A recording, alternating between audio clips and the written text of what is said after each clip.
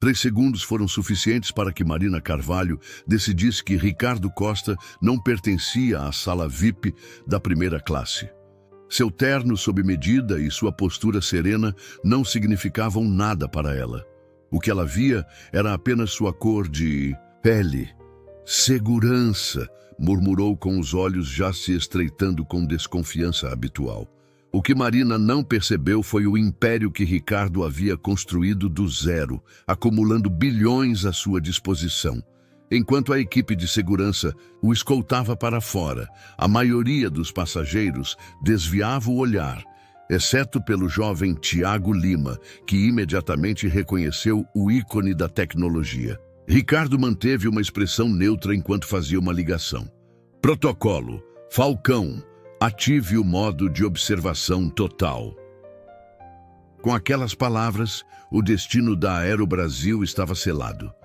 Pensaram que estariam removendo um passageiro indesejado, mas, na verdade, haviam iniciado uma batalha contra um homem que se preparara a vida inteira para o momento em que o preconceito encontraria poder, estratégia e justiça implacável.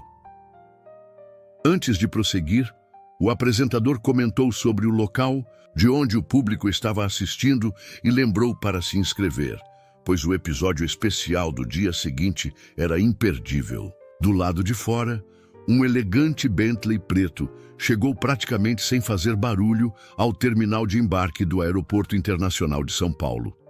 Assim que o motorista desceu para abrir a porta traseira, Ricardo apanhou sua pasta de couro e ajustou seus abotoaduras de platina, um mimo que havia se dado ao fechar seu primeiro negócio de R$1 bilhão. Precisa de ajuda com sua bagagem, Sr. Costa? Perguntou o motorista, com postura impecável. Ricardo balançou a cabeça. Só a bagagem de mão. Carlos, hoje eu viajo leve. Ao pisar na calçada, Ricardo impressionava com seu terno, sob medida da marca conhecida, que destacava seu corpo atlético. Com 42 anos, ele se comportava com a confiança tranquila de um homem que sabia exatamente quem era e do seu valor. Muito bem, senhor. Deseja um transporte de volta? Avisarei assim que chegarmos a São Paulo, completou o motorista. Ricardo pegou sua bagagem elegante e ordenou. Carlos, descanse o dia de hoje. O motorista respondeu com um sorriso. É ordem, senhor. Obrigado. Ao adentrar o terminal, Ricardo sentiu aquela mudança sutil no clima, aquela sensação que sempre aparecia quando ele entrava em um ambiente historicamente não feito para homens como ele. Olhares discretos de alguns passageiros, um segurança que se endireitou um pouco mais quando Ricardo passou e uma senhora branca que apertou sua bolsa com força. Tudo isso não o afetava, pois se tornara ruído de fundo em sua vida. Ele havia aprendido há muito que reagir só servia para dar poder aos outros. Ricardo seguiu até o balcão da sala de check-in da primeira classe, que estava completamente vazio, aproximando-se de 2 agentes que conversavam. A mais jovem, identificada como Lívia, sorriu automaticamente ao vê-lo. Mas a agente mais experiente, Marina Carvalho, interrompeu a conversa, fixando-o com um olhar longo e avaliador.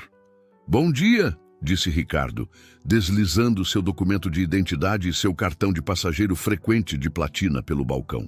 Voo da Aerobrasil com destino a São Paulo, com embarque às 11h30. Marina pegou os documentos com um sorriso contido que não alcançava seus olhos. Como está o senhor hoje? A pausa no senhor foi sutil, porém carregada de significado. Estou bem, obrigado, respondeu Ricardo, mantendo contato visual com a voz calma e medida. Viagem a negócios ou a lazer? A negócios, replicou ele com firmeza. Marina lançou um olhar rápido ao documento, conferindo se a foto combinava com o nome Costa Ricardo Costa. Está correto. Aproximou-se um pouco de Lívia e sussurrou algo que fez os olhos da colega se arregalarem por um instante, antes de ela se recompor. Ricardo captou apenas fragmentos, algo sobre um empreendedor de início de carreira que teria se beneficiado de uma grande fortuna. mas ele já sabia que era mais do que um simples startup. Aqui está. Seu cartão de embarque, Sr. Costa, disse Marina, entregando o documento com relutância quase disfarçada.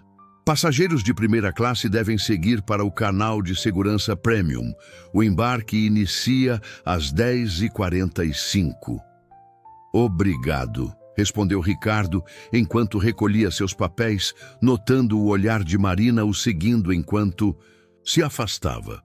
O processo de segurança da Agência Nacional de Aviação foi tranquilo, embora Ricardo fosse selecionado aleatoriamente para uma revista extra, um evento estatisticamente improvável, mas que quase sempre acontecia em seus voos. Ele se submeteu à revista adicional sem questionamentos, mantendo a expressão neutra, mesmo diante da humilhação.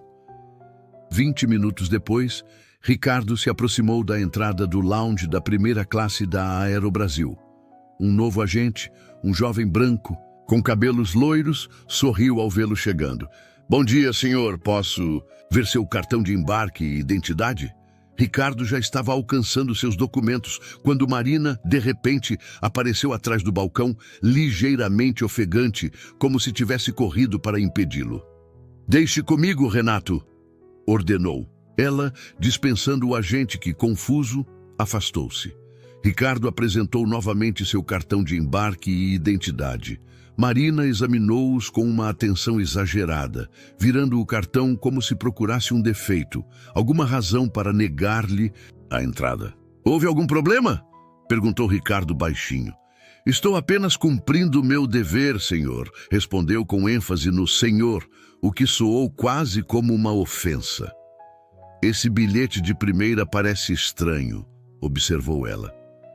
Ricardo ergueu uma sobrancelha. Estranho? Como assim? Essas poltronas são extremamente caras, replicou Marina franzindo os olhos. E precisamos ter certeza de que cada passageiro está no lugar correto.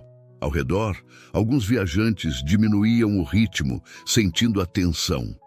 Posso garantir que meu bilhete é legítimo, afirmou Ricardo com uma voz serena, mas agora com um tom firme.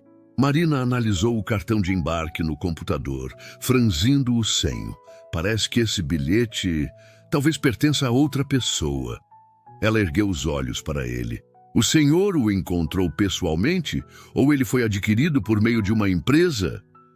A implicação pairava no ar, pesada e ofensiva. A alguns metros, um homem branco, mais velho, de camisa polo e calça de sarja, resmungou alto o bastante para ser ouvido. Talvez ele tenha se perdido, o setor de econômica fica ali, não é?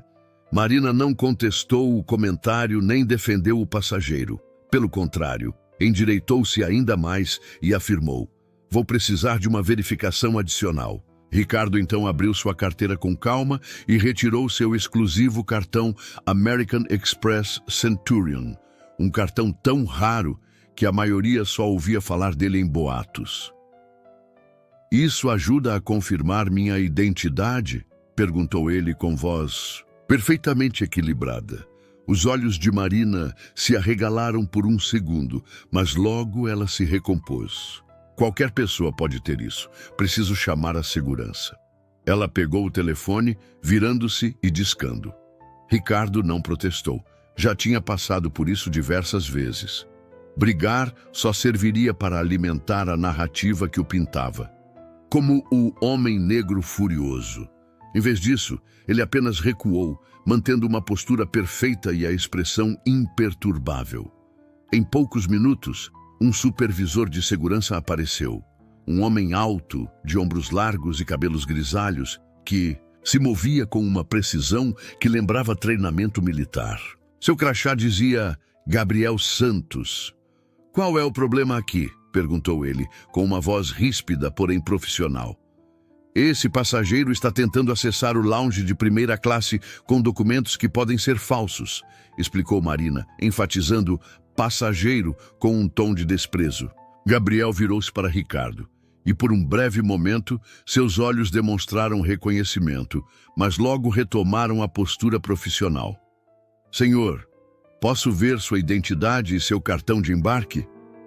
Ricardo os entregou sem dizer uma palavra. Gabriel os examinou cuidadosamente e depois olhou para Marina. Senhora Carvalho, tudo está em ordem. Os documentos do Sr. Costa são legítimos. O rosto de Marina se contraiu, mas parecia suspeito. O sistema deve ter sinalizado algo. O sistema não sinalizou nada, interrompeu Gabriel firmemente. Não vejo nenhuma irregularidade. Por favor, despeça esse passageiro da área VIP. Marina insistiu. Só por precaução. Hoje em dia, não se pode ser excessivamente cuidadoso. Gabriel hesitou, claramente desconfortável, mas seguindo o protocolo disse: Senhor, peço desculpas, mas o senhor poderia me acompanhar para esclarecermos isso? É só procedimento. Ricardo assentiu de imediato. Claro. Enquanto Gabriel escoltava Ricardo até a sala de segurança, Ricardo notou um jovem estagiário negro, uniformizado com o logotipo da Aerobrasil, observando a cena com os olhos arregalados enquanto digitava freneticamente em seu celular. O crachá do rapaz dizia Tiago Lima. Ricardo seguiu Gabriel até a sala, mantendo toda a dignidade a cada passo. Ao se afastarem do som da sala VIP, ele retirou discretamente o celular do bolso e fez uma ligação em tom baixo. Aqui, é Costa. Protocolo. Falcão, engaje o modo de observação total. Encerrada a ligação, guardou o aparelho, justamente quando Gabriel abria a porta da sala de segurança. Senhor Costa, está tudo bem. Senhor Santos, entendo que está apenas cumprindo sua função, disse Gabriel, com voz que misturava profissionalismo e um vislumbre de compaixão. Gabriel, com semblante conturbado, comentou: Posso dizer que reconheço o senhor, e isso não deveria estar acontecendo. Ricardo apenas assentiu. Ele se preparara para momentos assim durante toda a sua vida. Essa não era a primeira vez, e infelizmente não seria a última. Mas desta vez, as consequências seriam sérias. Enquanto isso, no saguão do terminal, o jovem Tiago Lima enviava mensagens frenéticas para seu colega do setor de TI. Mano, eles aprontaram com o Ricardo Costa, o mesmo cara que praticamente construiu o sistema de todo este aeroporto. Estamos encrencados.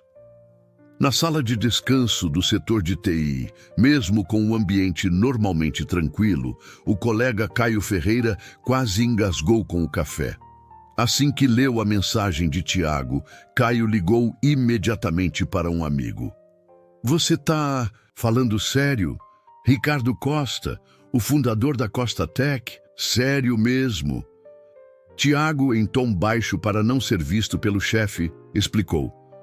Marina Carvalho e a segurança o trataram como se fosse um criminoso, só porque ele tentou entrar no Lounge VIP. Sabe quem é esse cara? A voz de Caio tremia de pânico. Ele é o cérebro por trás dos sistemas de grande parte dos aeroportos do país, e até o Ministério da Defesa usa seus protocolos de segurança modernos. Por amor de Deus, respondeu Tiago, eu conheci ele lá na faculdade. Meu projeto final na universidade foi inspirado por seus primeiros algoritmos. Ele é uma lenda, sabe? Enquanto conversavam, a história de um homem que se tornara sinônimo de inovação e excelência começava a se desenrolar, remontando a tempos muito mais simples.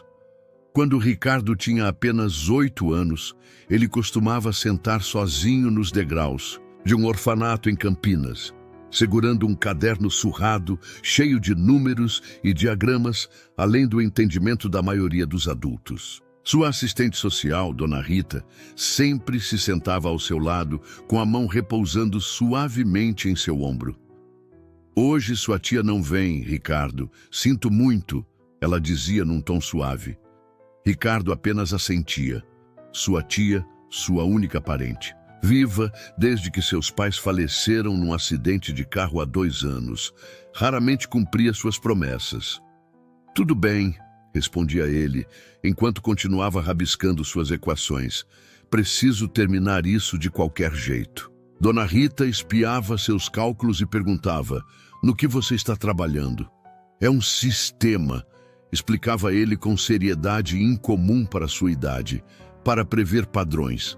Se você consegue prever o que vai acontecer, pode se preparar. O coração de Dona Rita apertava um pouco. Claro, aquele garoto brilhante, que já perdera tanto tão cedo, estava obcecado em prever o futuro e evitar desastres antes mesmo que acontecessem. Você é especial, Ricardo, dizia ela. Um dia todos vão conhecer seu talento.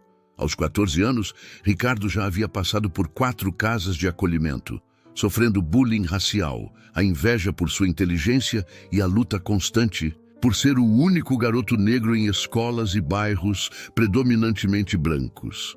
Ele aprendeu a se manter quieto, a observar, a falar apenas quando necessário. No colégio, o professor de matemática, seu Roberto, percebeu algo extraordinário. Naquele adolescente silencioso, que resolvia problemas de cálculo avançado, enquanto seus colegas mal conseguiam acompanhar a aritmética básica. Você está desperdiçando seu tempo aqui, disse seu Roberto certo dia após a aula. Você precisa de desafios maiores. Ricardo apenas deu de ombros. Eu me desafio, na verdade. Com certa hesitação, ele abriu seu mais recente caderno já cheio de páginas e mostrou ao professor o código que vinha desenvolvendo. Seu Roberto olhou as páginas, passando do interesse para o espanto. Isto é trabalho de faculdade avançada. O que exatamente você está construindo? Um modelo para prever os mercados financeiros, respondeu Ricardo calmamente. É só um passatempo. Um passatempo? Seu Roberto mal podia acreditar. Ricardo, isso é extraordinário. Pela primeira vez em anos, o garoto deixou transparecer um leve sorriso. Aos 17 anos, Ricardo já dividia seu tempo em 3 trabalhos. De manhã, ajudava em uma cafeteria local. À noite, trabalhava na biblioteca da cidade. E aos finais de semana, lavava louça num restaurante da região. Cada centavo economizado era destinado à compra de peças de computador para montar seu sistema, tudo em um pequeno quarto na casa de acolhimento. Você vai se esgotar, garoto, alertou seu acolhedor, Sr. Jorge, certa noite, encontrando Ricardo ainda acordado às 3 da manhã, programando a luz do seu monitor. Estou bem, insistia Ricardo, sem tirar os olhos da tela. O que é tão importante que não pode esperar até amanhã? Ele hesitou. Jorge sempre fora razoável. Não chegava a ser um pai, mas também não era cruel. Estou terminando meu aplicativo. As inscrições para a bolsa no MIT vencem na próxima semana e preciso que funcione. Jorge franziu o senho ao olhar para a tela. E o que ele faz? Analisa dados históricos do clima e a produção agrícola para prever escassez de alimentos antes que aconteça, explicou Ricardo. Isso pode dar aos grupos de ajuda humanitária meses de antecedência para se prepararem. Jorge o encarou por um longo instante. Você realmente é diferente, sabia? Pegue um pouco de descanso, Ricardo. Até os gênios precisam dormir. Pela primeira vez, Ricardo acatou o conselho e dormiu apenas 3 horas antes de seu turno matutino. Ao voltar para casa naquela tarde, Jorge o esperava com um envelope. Isto chegou para você, por correio expresso, disse ele. Ricardo abriu o envelope com mãos trêmulas. Dentro, havia uma carta oferecendo uma bolsa integral para o MIT. No fim de semana, os responsáveis pelo abrigo organizaram uma pequena festa, a primeira celebração em sua homenagem. Deveria ter sido o início de uma história de sucesso. Perfeita. Não foi. 2 anos depois, com 19 anos, Ricardo se encontrava numa sala de reuniões fria, no centro de Belo Horizonte, frente a 3 homens brancos de ternos caros que sorriam de forma um tanto excessiva. Seu algoritmo é impressionante, Sr. Costa, disse Álvaro Mendes, um investidor de cabelos prateados ao centro da mesa. Você ainda está um pouco áspero, mas vemos potencial. Obrigado, respondeu Ricardo, mantendo contato. visual, mesmo sentindo-se desconfortável. Ele havia passado 2 anos aprimorando seu sistema preditivo de escassez de alimentos, transformando-o em algo capaz de salvar milhares de vidas. Estamos prontos para oferecer R$50 mil pela propriedade intelectual, anunciou Roberto Farias, conforme indicava o cartão de visita sobre a mesa. Ricardo franziu a testa. Mas o valor projetado está na casa dos bilhões, retrucou ele. Álvaro riu como se a declaração fosse uma piada. Você é bem otimista. Escute, estamos assumindo todo o risco. Você é apenas um estudante, universitário com uma ideia ainda não comprovada. Eu construí e testei essa ideia sozinho, rebateu Ricardo. Ela funciona. O Programa de Alimentação Mundial já demonstrou interesse. Que paixão, disse Álvaro com um tom condescendente. Mas entenda como funcionam os negócios. Nós temos os contatos e a estrutura. O que você quer é tirar a parte humanitária e vender para fundos de investimento. Ricardo interrompeu. Não, esse não é o objetivo. O terceiro investidor, Felipe Rocha, suspirou impaciente. Senhor Costa, sejamos práticos. Você é um jovem sem conexões ou apoio financeiro. Nossa oferta é generosa. Ricardo levantou-se. Agradeço pelo tempo de vocês. Não caio nessa armadilha. Álvaro advertiu. Se recusar, nós desenvolvemos algo internamente e o senhor fica sem nada. Preferirei arriscar, afirmou Ricardo, recolhendo seu protótipo e saindo.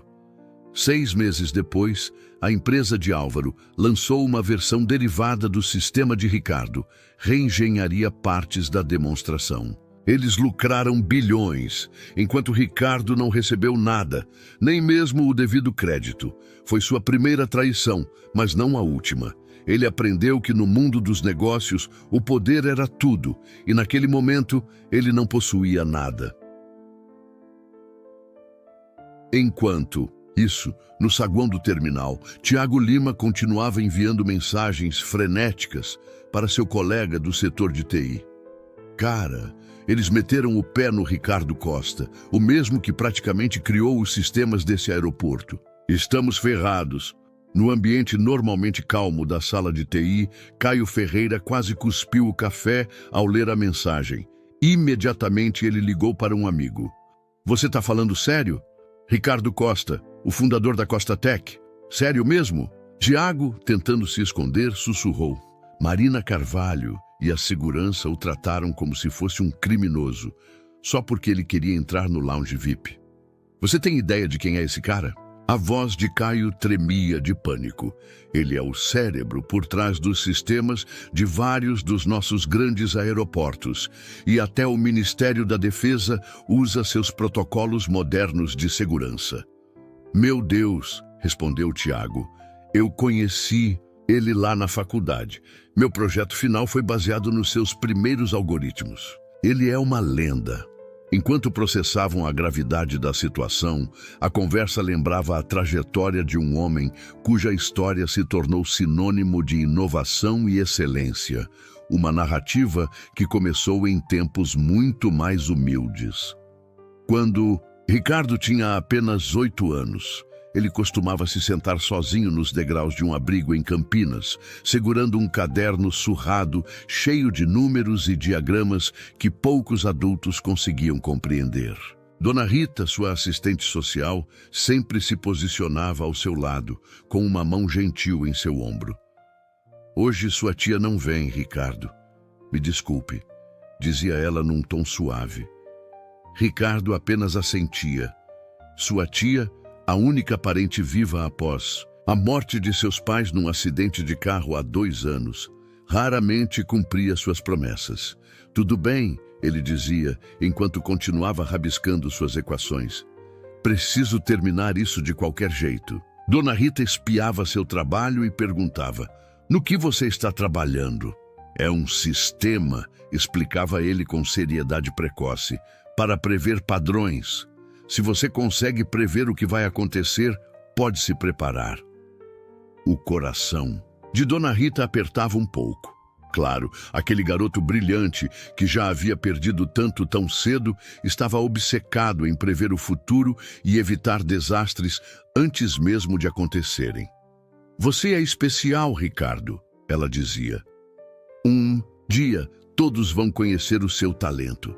Aos 14 anos, Ricardo já havia passado por 4 casas de acolhimento, sofrendo bullying racial, inveja pela sua inteligência e a luta constante de ser o único garoto negro em colégios e bairros, predominantemente brancos.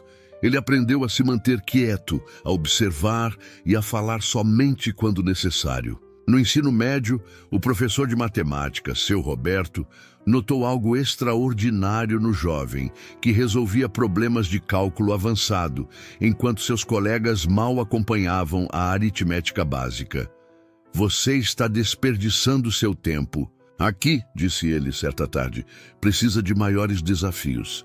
Ricardo apenas deu de ombros. Eu me desafio de qualquer jeito. Com certa hesitação, ele abriu seu caderno mais recente, já repleto de anotações, e mostrou ao professor o código que vinha desenvolvendo.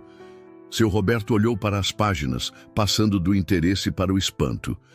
Isto é trabalho de nível universitário. O que você está construindo exatamente? Um modelo para prever os mercados financeiros, respondeu Ricardo calmamente.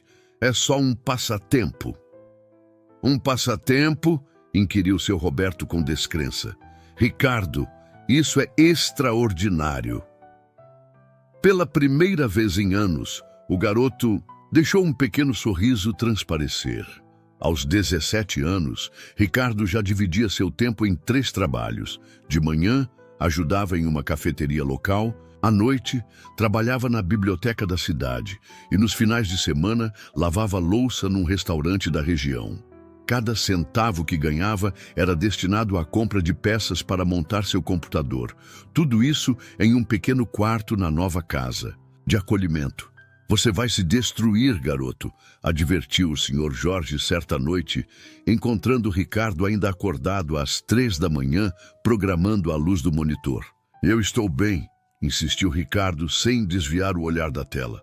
O que é tão importante que não pode esperar até amanhã? Ele hesitou. Jorge sempre fora razoável. Não era um pai, mas também não era cruel. Estou terminando meu aplicativo. As inscrições para a bolsa do MIT vencem na próxima semana e eu preciso que isso funcione. Jorge estreitou os olhos ao olhar para a tela.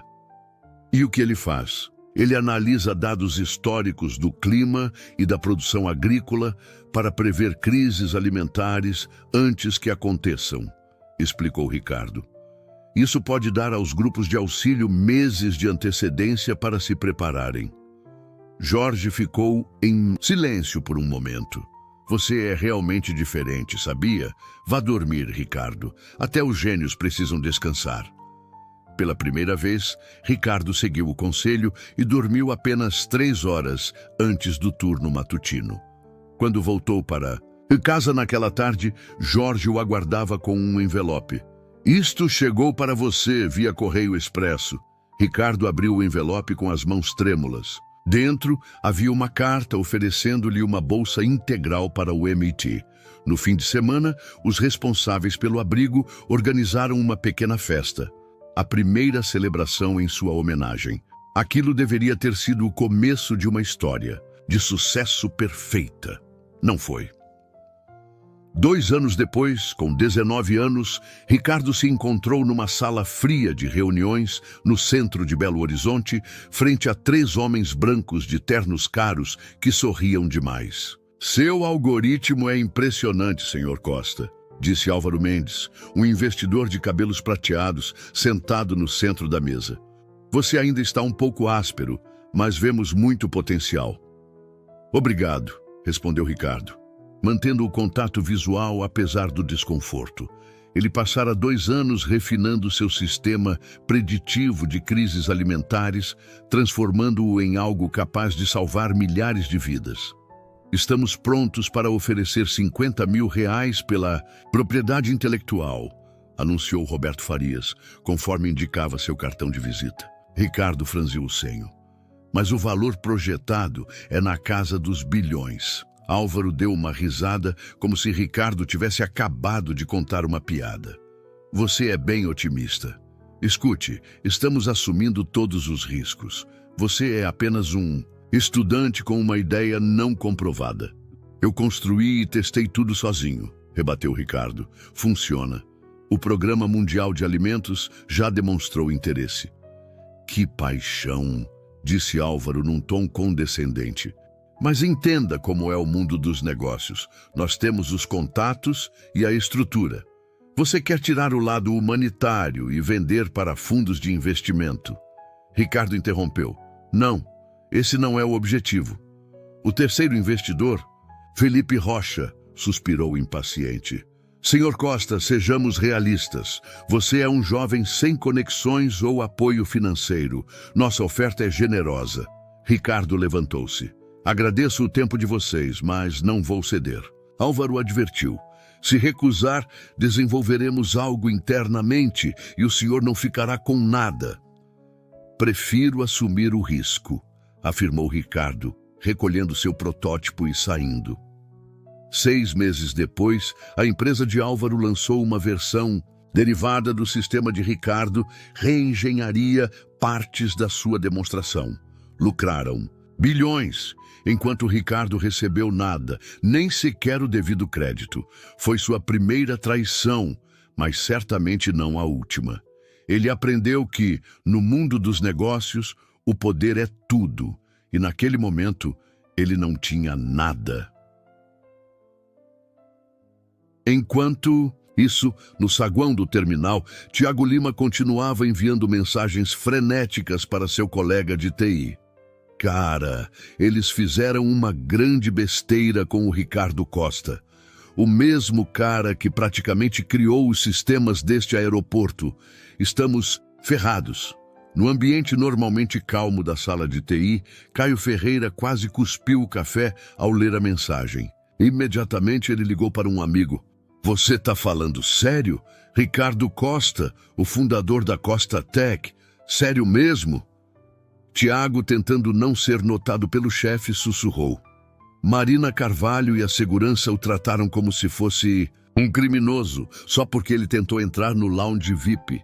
Você imagina quem é esse cara? A voz de Caio tremia de pânico. Ele é o cérebro por trás dos sistemas de vários dos grandes aeroportos do país. E até o Ministério da Defesa utiliza seus protocolos modernos de segurança. Meu Deus, respondeu Tiago. Eu o conheci lá na faculdade. Meu projeto final foi inspirado nos seus primeiros algoritmos. Ele é uma lenda. Enquanto processavam a gravidade do ocorrido, a conversa lembrava a trajetória de um homem cuja história se tornara sinônimo de inovação e excelência. Uma narrativa que começou em tempos muito mais humildes. Enquanto Ricardo tinha apenas 8 anos, ele costumava se sentar sozinho nos degraus de um abrigo em Campinas, segurando um caderno surrado, cheio de números e diagramas que poucos adultos conseguiam compreender. Dona Rita, sua assistente social, sempre se posicionava ao seu lado, com uma mão gentil repousando em seu ombro. Hoje sua tia não vem, Ricardo, me desculpe, dizia ela num tom suave. Ricardo apenas assentia. Sua tia, sua única parente viva após a morte de seus pais, num acidente de carro há 2 anos, raramente cumpria suas promessas. Tudo bem, dizia ele, enquanto continuava rabiscando suas equações. Preciso terminar isso de qualquer jeito. Dona Rita observava atentamente e perguntava, no que você está trabalhando? É um sistema, explicava ele com uma seriedade que ultrapassava sua idade, para prever padrões. Se você consegue prever o que vai acontecer, pode se preparar. O coração de Dona Rita apertava. Claro, aquele menino brilhante que já havia perdido tanto tão cedo, estava obcecado em prever o futuro e evitar desastres antes mesmo que ocorressem. Você é especial, Ricardo, ela dizia. Um dia todos vão conhecer seu talento.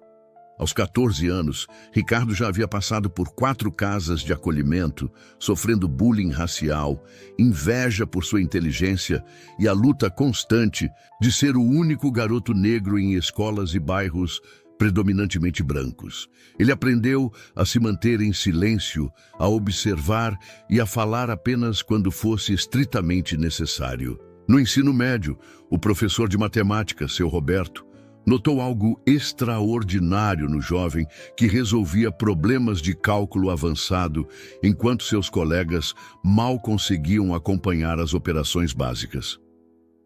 "Você está desperdiçando seu tempo aqui", dizia ele certo dia. "Você precisa de desafios maiores." Ricardo apenas deu de ombros. "Eu me desafio mesmo sozinho." Com certa hesitação, ele abriu seu caderno mais recente, já repleto de anotações, e mostrou ao professor o código que vinha desenvolvendo.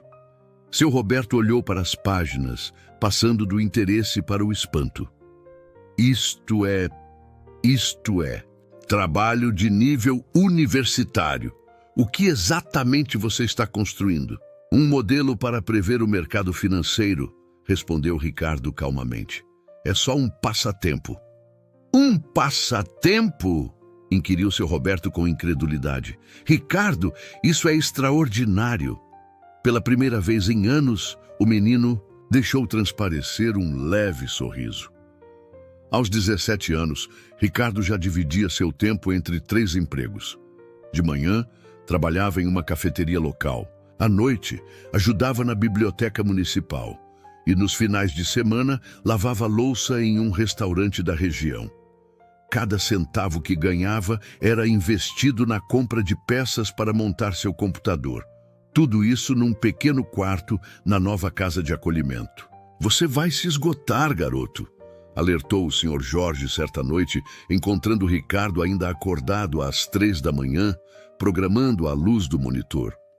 "Estou bem", insistia Ricardo, sem desviar o olhar da tela. "O que é tão importante? O que não pode esperar até amanhã?" Ele hesitou. Jorge sempre fora razoável.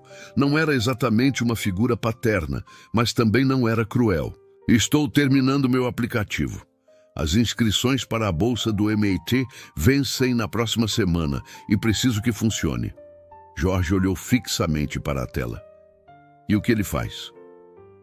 "Analisa dados históricos do clima e da produção agrícola para prever crises alimentares antes que aconteçam", explicou Ricardo.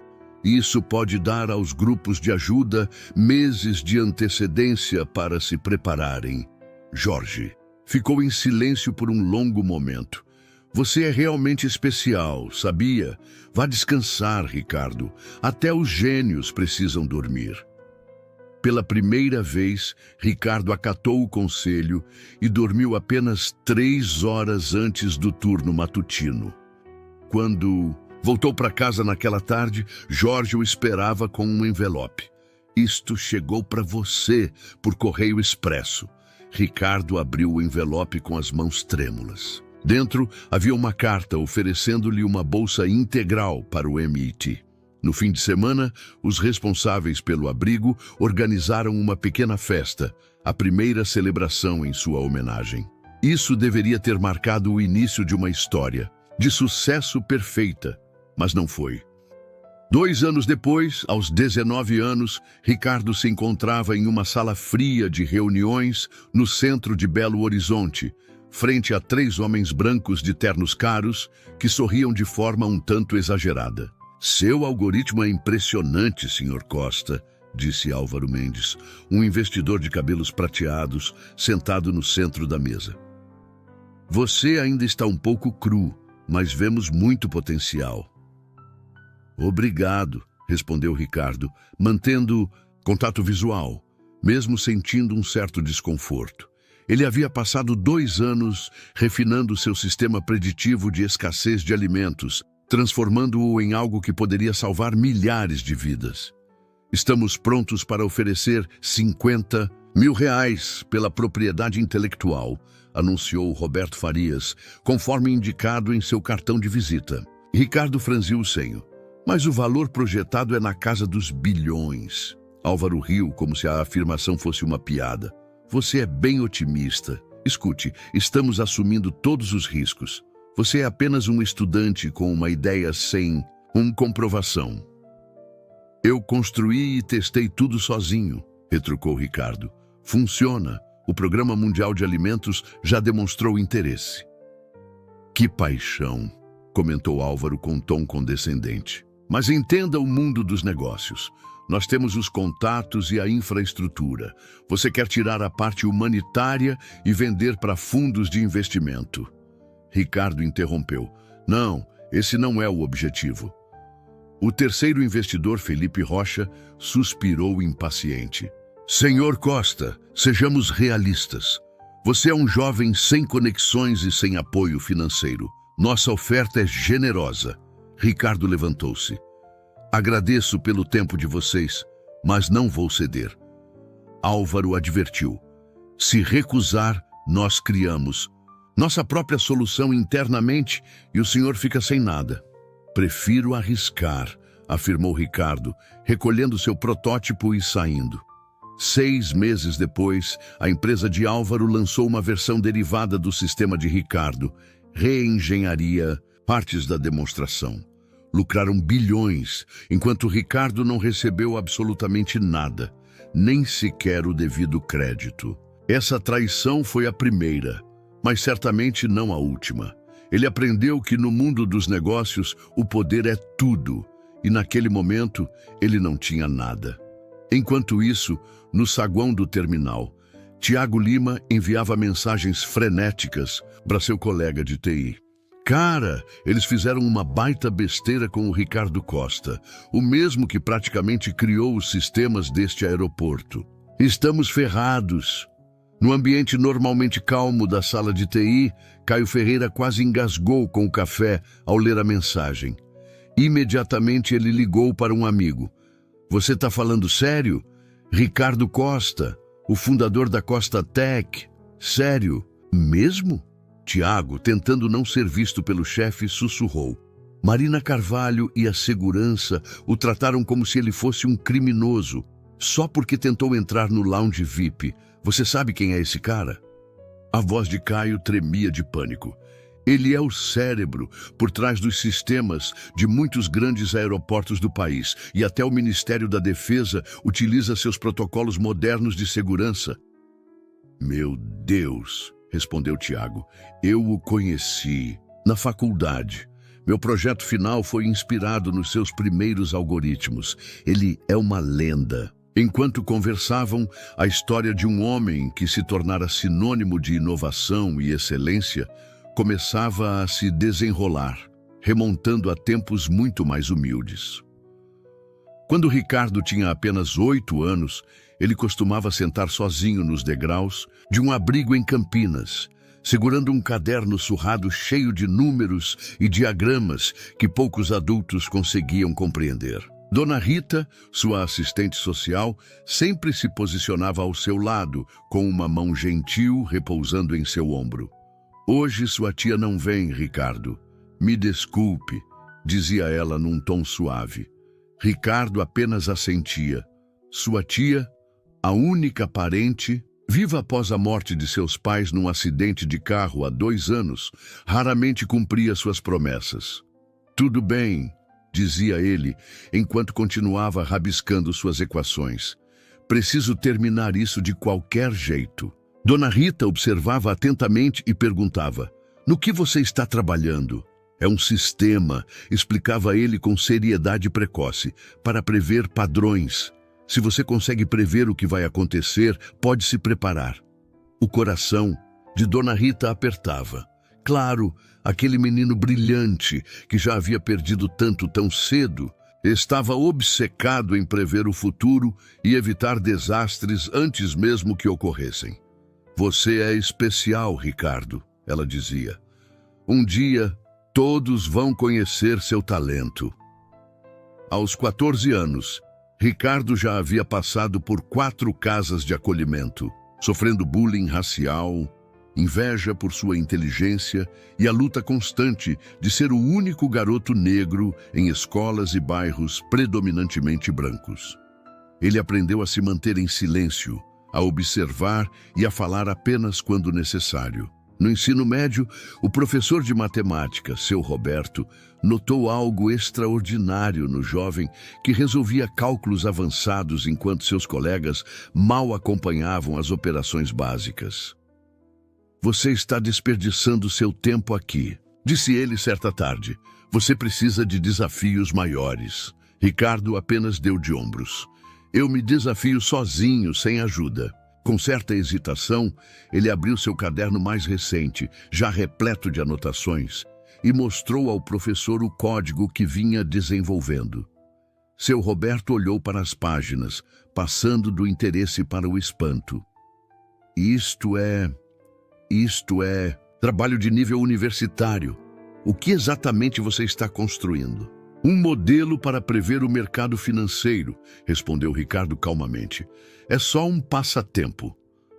"Um passatempo?", inquiriu seu Roberto incrédulo. "Ricardo, isso é extraordinário." Pela primeira vez em anos, o menino deixou transparecer um leve sorriso. Aos 17 anos, Ricardo já dividia seu tempo entre 3 empregos. De manhã, trabalhava em uma cafeteria local. À noite, ajudava na biblioteca municipal. E nos finais de semana, lavava louça em um restaurante da região. Cada centavo era destinado à compra de peças para montar seu computador, tudo em um pequeno quarto na nova casa de acolhimento. "Você vai se destruir, garoto", advertiu o Sr. Jorge certa noite, encontrando Ricardo ainda acordado às 3 da manhã, programando sob a luz do monitor. "Estou bem", insistia Ricardo, sem desviar o olhar da tela. "O que é tão importante que não pode esperar até amanhã?" Ele hesitou. Jorge sempre fora razoável. Não era um pai, mas também não era cruel. "Estou terminando meu aplicativo. As inscrições para a bolsa do MIT vencem na próxima semana e preciso que funcione." Jorge olhou fixamente para a tela. "E o que ele faz?" "Ele analisa dados históricos do clima e da produção agrícola para prever crises alimentares antes que elas ocorram", explicou Ricardo. "Isso pode dar aos grupos de ajuda meses de antecedência para se prepararem." Jorge ficou em silêncio por um longo momento. "Você é realmente especial, sabia? Vá descansar, Ricardo. Até os gênios precisam dormir." Pela primeira vez, Ricardo seguiu o conselho e dormiu apenas 3 horas antes do turno matutino. Quando voltou para casa naquela tarde, Jorge o aguardava com um envelope. "Isto chegou para você via correio expresso." Ricardo abriu o envelope com as mãos trêmulas. Dentro havia uma carta oferecendo uma bolsa integral para o MIT. No fim de semana, os responsáveis pelo abrigo organizaram uma pequena festa, a primeira celebração em sua homenagem. Isso deveria ter marcado o início de uma história de sucesso perfeita, mas não aconteceu. 2 anos depois, com 19 anos, Ricardo se encontrou numa sala fria de reuniões no centro de Belo Horizonte, frente a 3 homens brancos de ternos, caros que sorriam de maneira excessiva. "Seu algoritmo é impressionante, Sr. Costa", disse Álvaro Mendes, um investidor de cabelos prateados sentado no centro da mesa. "Você ainda está um pouco cru, mas vemos imenso potencial." "Obrigado", respondeu Ricardo, mantendo o contato visual, mesmo sentindo um certo desconforto. Ele havia passado 2 anos aprimorando seu sistema preditivo de crises alimentares, transformando-o em algo capaz de salvar milhares de vidas. "Estamos prontos para oferecer R$50 mil pela propriedade intelectual", anunciou Roberto. "Varias, conforme indicado em seu cartão de visita." Ricardo franziu o senho, "mas o valor projetado é na casa dos bilhões." Álvaro riu como se a afirmação fosse uma piada. "Você é realmente otimista. Escute, estamos assumindo todo o risco. Você é apenas um estudante universitário com uma ideia sem comprovação." "Eu construí e testei tudo sozinho", retrucou Ricardo. "Funciona. O Programa Mundial de Alimentos já demonstrou interesse." "Que paixão!" comentou Álvaro num tom condescendente. Mas entenda como funciona o mundo dos negócios. Nós temos os contatos e a infraestrutura. Você quer retirar o lado humanitário e vender para fundos de investimento. Ricardo interrompeu. Não, esse não é o objetivo. O terceiro investidor, Felipe Rocha, suspirou impaciente. Senhor Costa, sejamos realistas. Você é um jovem sem conexões ou apoio financeiro. Nossa oferta é generosa. Ricardo se levantou. Agradeço pelo tempo de vocês, mas não vou ceder. Álvaro advertiu. Se recusar, desenvolveremos nossa própria solução e o senhor ficará sem nada. Prefiro assumir o risco, afirmou Ricardo, recolhendo seu protótipo e saindo. 6 meses depois, a empresa de Álvaro lançou uma versão derivada do sistema de Ricardo. Reengenharia partes de sua demonstração. Lucraram bilhões, enquanto Ricardo não recebeu absolutamente nada, nem sequer o crédito que lhe era devido. Essa traição foi a primeira, mas certamente não a última. Ele aprendeu que no mundo dos negócios o poder é fundamental, e naquele momento ele não tinha nada. Enquanto isso, no saguão do terminal, Tiago Lima continuava enviando mensagens frenéticas para seu colega de TI. Cara, eles fizeram uma baita besteira com o Ricardo Costa, o mesmo que praticamente criou os sistemas deste aeroporto. Estamos ferrados. No ambiente normalmente tranquilo da sala de TI, Caio Ferreira quase cuspiu o café ao ler a mensagem. Imediatamente, ele ligou para um amigo. Você está falando sério? Ricardo Costa, o fundador da Costa Tech? Sério? Mesmo? Tiago, tentando não ser notado pelo chefe, sussurrou. Marina Carvalho e a segurança o trataram como se ele fosse um criminoso só porque tentou entrar no lounge VIP. Você sabe quem é esse cara? A voz de Caio tremia de pânico. Ele é o cérebro por trás dos sistemas de vários grandes aeroportos do país e até o Ministério da Defesa utiliza seus protocolos modernos de segurança. Meu Deus, respondeu Tiago, eu o conheci na faculdade.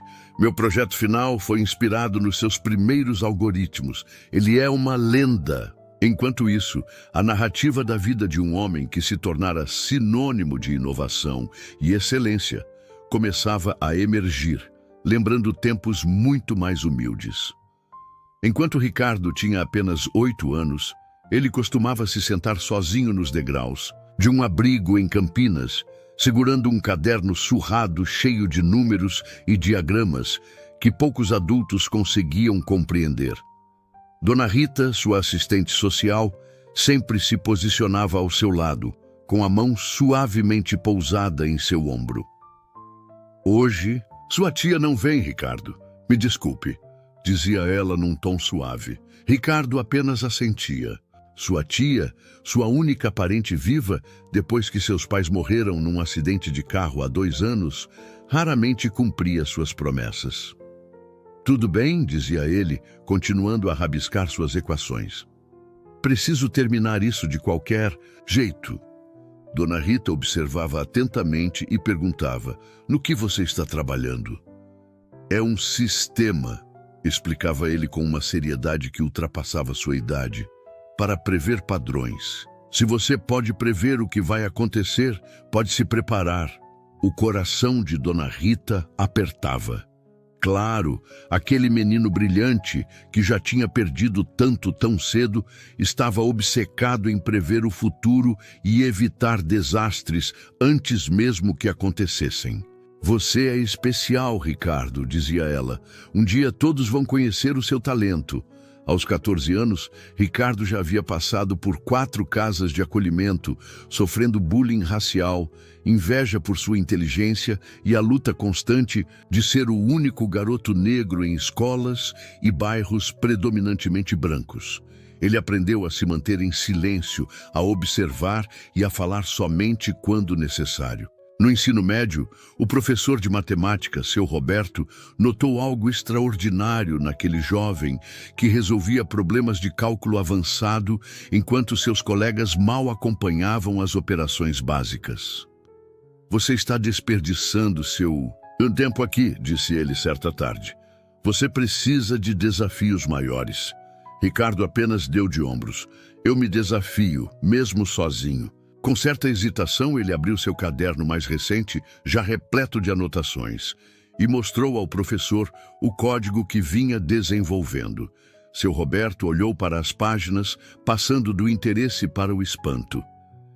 Isto é, trabalho de nível universitário. O que exatamente você está construindo? Um modelo para prever o mercado financeiro, respondeu Ricardo calmamente.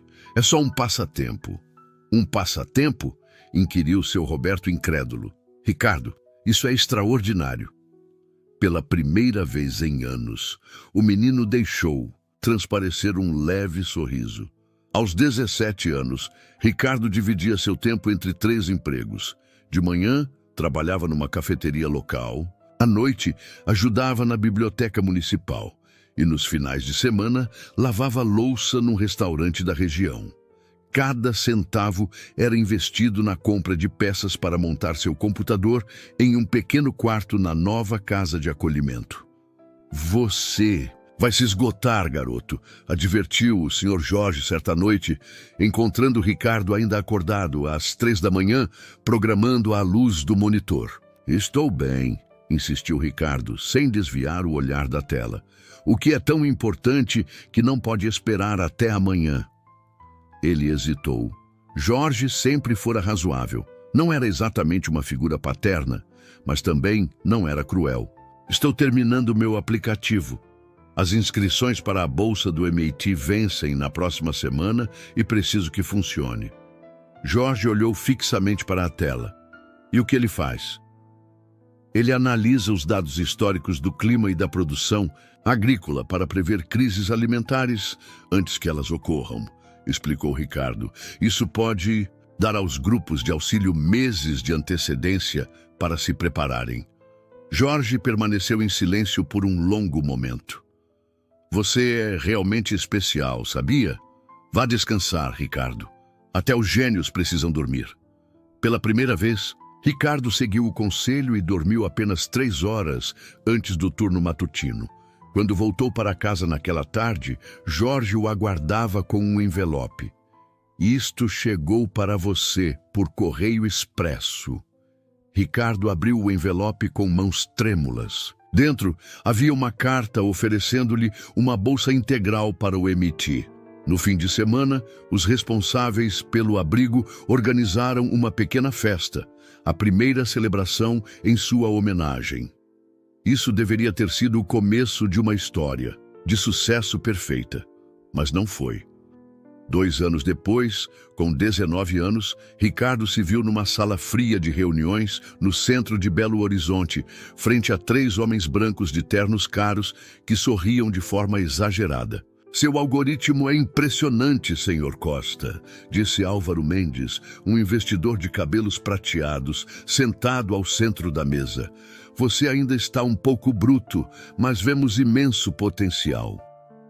Obrigado, respondeu Ricardo, mantendo o contato visual, apesar de se sentir desconfortável. Ele havia passado 2 anos aprimorando seu sistema preditivo de crises alimentares, transformando-o em algo capaz de salvar milhares de vidas. Estamos prontos para oferecer R$50 mil pela propriedade intelectual, anunciou Roberto Farias, como indicava seu cartão de visita. Ricardo franziu o senho. Mas o valor projetado é na casa dos bilhões. Álvaro riu como se a afirmação fosse uma piada. Você é realmente otimista. Escute, estamos assumindo todos os riscos. Você é apenas um estudante com uma ideia não comprovada. Eu construí e testei tudo sozinho, retrucou Ricardo. Funciona. O Programa Mundial de Alimentos já demonstrou interesse. Que paixão, comentou Álvaro num tom condescendente. Mas entenda como funciona o mundo dos negócios. Nós temos os contatos e a estrutura. Você quer retirar o lado humanitário e vender para fundos de investimento. Ricardo interrompeu. Não, esse não é o objetivo. O terceiro investidor, Felipe Rocha, suspirou impaciente. Senhor Costa, sejamos realistas. Você é um jovem sem conexões ou apoio financeiro. Nossa oferta é generosa. Ricardo levantou-se. Agradeço pelo tempo de vocês, mas não vou ceder. Álvaro advertiu. Se recusar, desenvolveremos nossa própria solução e o senhor ficará sem nada. Prefiro assumir o risco, afirmou Ricardo, recolhendo seu protótipo e saindo. 6 meses depois, a empresa de Álvaro lançou uma versão derivada do sistema de Ricardo, Reengenharia, partes de sua demonstração. Lucraram bilhões, enquanto Ricardo não recebeu absolutamente nada, nem sequer o crédito que lhe era devido. Essa traição foi a primeira, mas certamente não a última. Ele aprendeu que no mundo dos negócios, o poder é fundamental e naquele momento ele não possuía nada. Enquanto isso, no saguão do terminal, Tiago Lima continuava enviando mensagens frenéticas para seu colega de TI. Cara, eles fizeram uma baita besteira com o Ricardo Costa, o mesmo que praticamente criou os sistemas deste aeroporto. Estamos ferrados. No ambiente normalmente calmo da sala de TI, Caio Ferreira quase cuspiu o café ao ler a mensagem. Imediatamente ele ligou para um amigo. Você está falando sério? Ricardo Costa, o fundador da Costa Tech? Sério mesmo? Tiago, tentando não ser notado pelo chefe, sussurrou.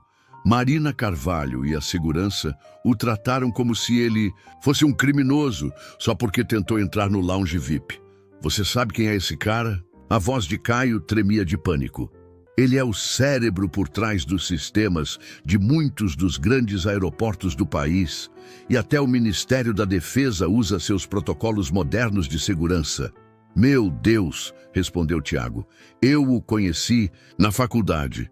Meu projeto final foi inspirado nos seus primeiros algoritmos. Ele é uma lenda. Enquanto isso, a trajetória de um homem que se tornara sinônimo de inovação e excelência começava a ser contada, remontando a tempos muito mais humildes.